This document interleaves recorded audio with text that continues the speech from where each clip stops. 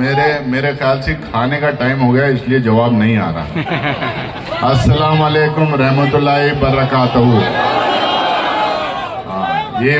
ये बात हुई ना कि वाजिद अली साहब की कॉन्स्टिट्यूंसी में जोरदार लोग रहते हैं। आज की इस सभा के अध्यक्ष एहसान अली साहब, बीसीसी प्रेसिडेंट, यहाँ के कैंडिडेट, यहाँ के एमएलए और इंडियन नेशनल कांग्रेस के उम्मीदवार जनाब वाजिद अली चौधरी साहब, अभी जो हमारी पार्टी में एआईयूडीएफ से जो ज्वाइन किए हैं, एमएलए जनाब शमसुल हुदा साहब और एआईयूडीएफ के यूथ फेडरेशन के जनरल सेक्रेटरी जनाब मुनव्वर हुसैन साहब, और हमारे साथ में गुवाहाटी से आए हुए प्रसन्नता कुमार महंता साहब, और यहाँ पे मौजूद तमाम नौजवान दोस्तों, माँ बहनें और बुजुर्गों। अभी वाजिद अली चौधरी साहब तकरीर किए हैं। मैं जब हेलीकॉप्टर से उतर रहा था, जिस तरह से यहाँ पे भीड़ हुई थी और जिस तरह से लोग इकट्ठे हुए हैं और कंटिन्यूसली बैठे हुए हैं, इससे देख के मुझे अंदाजा लग गया कि छठी बार 6वें बार वाजिद अली चौधरी साहब 100% ये चुनाव जीतने जा रहे हैं और एमएलए बनने जा रहे हैं। आप तमाम लोगों को मैं मुबारकबाद देता हूं इन एडवांस कि आप वाजिद अली चौधरी साहब को जिताएंगे। आप तमाम लोगों को ये पता है कि हिंदुस्तान में क्या हालात हैं। आज तमाम लोगों को ये भी पता है कि आसाम में क्या हालत है। वहां पे नरेंद्र मोदी है, यहाँ उसका छोटा भाई हेमंत बिस्वा शर्मा है।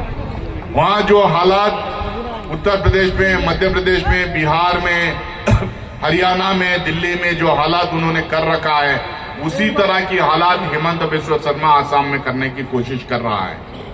हम मोदी को भी हराना है, हम लोगों को हेमंत बिस्वा शर्मा को भी हराना है। और ये जब भी है वहां पे मोदी के खिलाफ अगर कोई पार्टी लड़ रही है तो इंडियन नेशनल कांग्रेस पार्टी लड़ रही है। अगर उसके खिलाफ कोई खड़ा हुआ है तो मल्लिकार्जुन खड़गे साहब और राहुल गांधी उनके खिलाफ खड़े हुए हैं। अगर उनके खिलाफ कोई लड़ रहा है तो कांग्रेस के लीडर्स लड़ रहे हैं वहां पे दिल्ली में और पूरे हिंदुस्तान में। और यहां पर अगर कोई पार्टी हेमंत बिस्वा शर्मा को और भारतीय जनता पार्टी को अगर कोई पार्टी हरा सकती है तो सिर्फ और सिर्फ कांग्रेस पार्टी हरा सकती है। और मुझे यकीन है आप लोग इस बार कोई कंफ्यूजन में नहीं रहेंगे। कोई एआईयूडीएफ, कोई छोटी मोटी पार्टी, कोई निर्दलीय कैंडिडेट, कोई इधर उधर के छोटे पार्टियां, कोई भी भाजपा को हरा नहीं पाएंगे।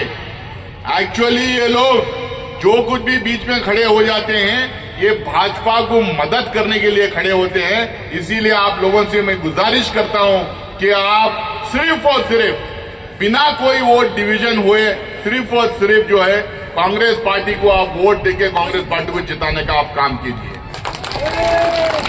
आप लोगों को पता है यहाँ पे 15 साल कांग्रेस की सरकार रही। आज गौरव गोगोई जी को हम लोग कांग्रेस पार्टी का अध्यक्ष बना के, सदर बना के आपके बीच में भेजे हैं।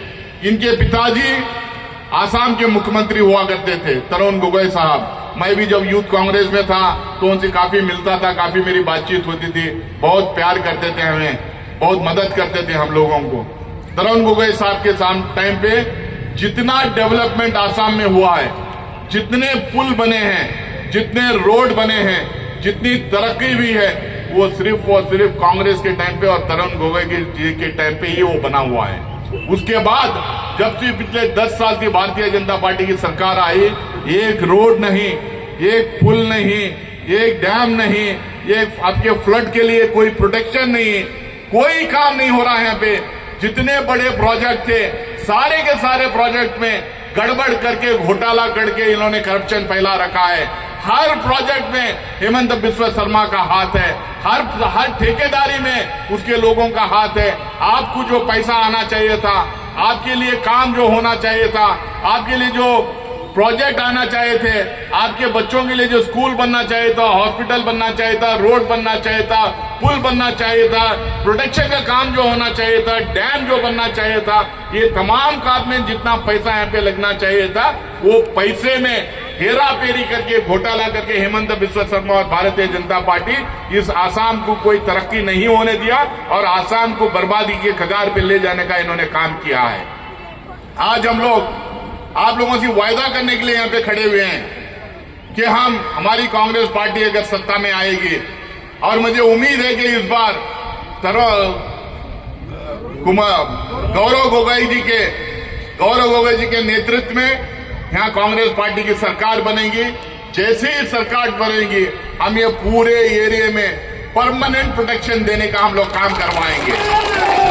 और आपको मैं याद दिलाऊं, सिर्फ और सिर्फ कांग्रेस पार्टी परमानेंट प्रोटेक्शन करवाती है, क्योंकि कांग्रेस पार्टी हिंदुओं की पार्टी है, मुसलमानों की पार्टी है, कांग्रेस पार्टी सिखों की पार्टी है, क्रिश्चियनों की पार्टी है, कांग्रेस पार्टी असमीज लोगों की पार्टी है, टी गार्डन में रहने वालों की पार्टी है, बरक वैली में रहने वालों की पार्टी है, ब्रह्मपुत्र वैली में रहने वालों की पार्टी है, बंगाल भाषा बोलने वालों की पार्टी है, असमीज भाषा बोलने की पार्टी है।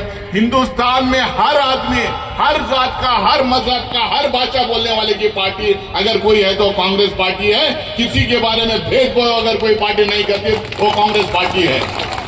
तो इसीलिए आपको जरूरी है कि कांग्रेस पार्टी को जिता के लेके आना।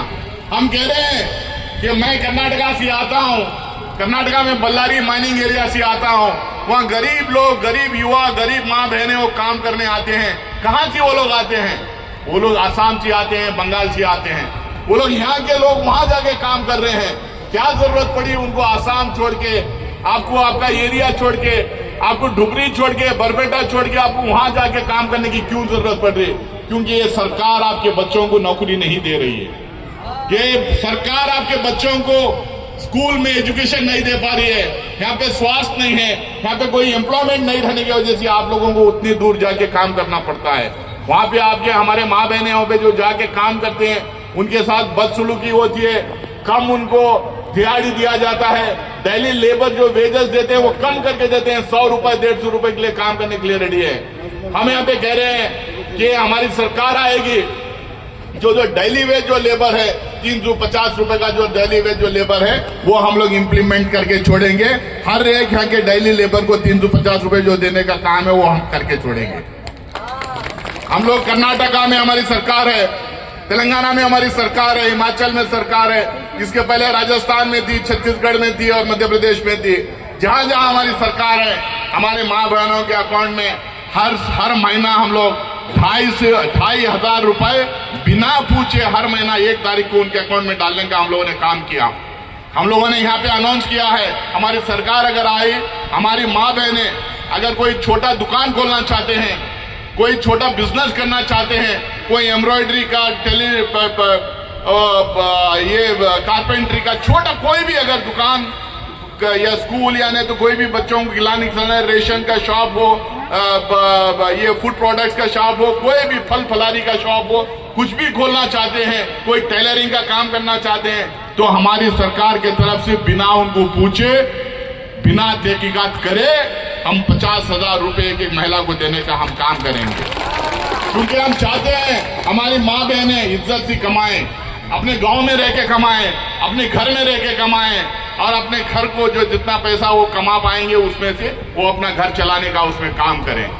और हम लोग अनाउंस किया है, हमारे जो युवा हैं उनके लिए हर गांव में स्कूल, हर डिस्ट्रिक्ट हेडक्वार्टर्स में कॉलेज, हर एरिया में university, engineering college, medical college, ITA, pharmacy, hotel management, business management के कॉलेजेस हम खोलने का काम करेंगे, ताकि आसाम के बच्चे, इस एरिया के बच्चे आसाम के अंदर रहें, कम पैसे में उनका एजुकेशन हो, उनको तालीम हासिल करें और उनको यहीं पर नौकरियां मिले।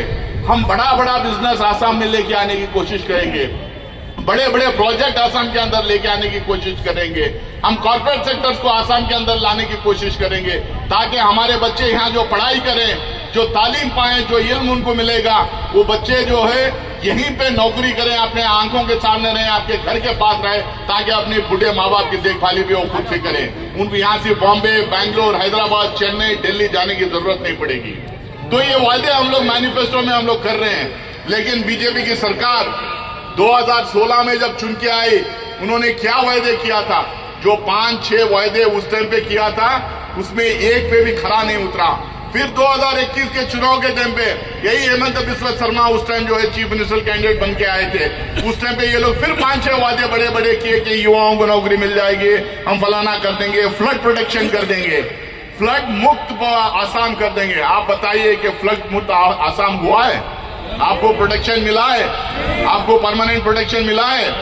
आपका घर जब डूब जाता है तो आपका घर बांध के देते हैं लोग, रिहेबिलिटेशन होता है, कंपनसेशन देते हैं। ये लोग कुछ नहीं देते क्योंकि इनको सिर्फ वोट के लिए ये लोग राजनीति करते हैं। चुनाव में वोट पाने के लिए बड़ी बड़ी बात ये लोग करते हैं। लेकिन हम कांग्रेस पार्टी में हम चाहते हैं कि हर मजहब का, हर एरिया का, हर गांव के आदमी सुरक्षित रहे। हम इसीलिए बार बार करें। वाजिद अली चौधरी साहब भी अपनी तकरीर में उन्होंने भी कहा, मुझे बंगाली इतना समझ में नहीं आती, थोड़ी थोड़ी समझ लेता हूं, लेकिन उन्होंने कहा कि हम परमानेंट प्रोटेक्शन करके देंगे। क्योंकि कांग्रेस की सोच है कि हर आदमी को सहूलतें दिए, हर आदमी को फैसिलिटीज हम दिए, हर आदमी को सुरक्षित रखें, ये कांग्रेस की सोच है। हम बड़े बड़े इनके जैसा बड़े बड़े स्लोगन्स नहीं देते, हम भेदभाव नहीं करते। और हेमंत बिस्वा जी क्या हेमंत बिस्वा शर्मा जी क्या क्या बयान कर रहे हैं आप तमाम लोगों को पता है। कभी मियाँ जी कह देते हैं, कभी एक वीडियो डाल देते हैं जिसमें जो है एक दाढ़ी वाले बुजुर्ग को गोली मार रहे हैं, इस तरीके का वीडियो डाल देते हैं। कभी वो कहते हैं कि मुसलमानों को तंग करो इतना कि वो भाग जाएंगे, बोलते हैं। उनको ये नहीं पता है कि ये कौम डरने वाली नहीं है, ये तंग आने वाली कौम नहीं है, ये मजबूत इरादों के साथ अपने दम पे जीने वाली कौम है। ये कोई ऐसे हेमंत बिस्वा शर्मा 1 आएंगे, 10 आएंगे, 100 आएंगे, लेकिन ये कौम किसी से डरने वाली नहीं है, किसी से झुकने वाली भी नहीं है। अपनी रोजी रोटी अपने खुददारी से वो कमाएगी, अपने खुददारी से खाएगी, अपने खुददारी से जिंदगी करने वाली ये कौम है। ऐसे हजार हेमंत बिस्वा शर्मा आएंगे, चले जाएंगे, हम किसी के सामने झुकेंगे नहीं। और साथ ही में मैं इतना आप लोगों से अपील करूंगा कि हमारे बड़े बड़े लीडर सारे वो सारे लोग अपने बात रख रहे हैं वो आप, क्योंकि अभी जाना है, वेदर खराब हो रहा है करके हमारे दोस्त कह रहे थे, मुझे और 1-2 प्रोग्राम्स में जाना है। वाजिद अली चौधरी साहब जो है 5 टाइम चुनाव जीत चुके हैं और 5 टाइम आप लोगों ने वोट देके जिताया है। उम्र में हमसे बड़े हैं, बुजुर्ग हैं। अब हमारी सरकार आएगी, वाजिद अली चौधरी साहब सिर्फ एमएलए नहीं रहेंगे, सिर्फ एमएलए नहीं रहेंगे, बड़े ओहदे पे रहेंगे और आपका इस एरिया का पूरा डेवलपमेंट के लिए, तरक्की के लिए वो काम करेंगे। इसीलिए आप लोगों से मैं गुजारिश कर रहा हूं कि आप लोग इनको जिताइए, इनको जिताकर फिर से एक बार विधानसभा में भेजिए, ताकि हम लोग इनको एक बड़ा ओहदे पे, बड़ी मिनिस्ट्री में इनको लेके आए और ताकि पूरे डुबरी रीजन का, डुबरी एरिया का जो है कामकाज बढ़िया तरीके से कामकाज हो। हम ये हेमंत बिस्वा शर्मा जो भी कहता है, जो भी बोलता है, एनआरसी की बात करता है और घुसपैठियों की बात करता है, 50 चीजों की बात करता है। मैं सुबह में यहाँ आने के पहले गुवाहाटी में प्रेस कॉन्फ्रेंस करके आया, इन तमाम उनकी बातचीत का जवाब दे के आया हूँ। हम जवाब देने में सक्षम हैं। ये आदमी बहुत जल्द इसकी शिकस्त होगी, ये मुख्यमंत्री नहीं रहेगा, हम लोगों की जीत होगी। गौरव गोगोई मुख्यमंत्री बनेंगे, वाजिद अली साहब मंत्री बनेंगे और आप लोगों के यहाँ सुखाली रहेगी। बहुत बहुत शुक्रिया आप लोगों का। खाने का टाइम हुआ, इतनी देर आप लोग बैठे, आप लोगों को बहुत बहुत शुक्रिया। दोनों हाथ जोड़ के फिर से एक बार वाजिद अली चौधरी साहब के लिए और कांग्रेस पार्टी के लिए वोट मांगते हुए अपनी बात खत्म करता हूँ। बहुत बहुत शुक्रिया। अस्सलाम वालेकुम रहमतुल्लाहि व बरकातहू।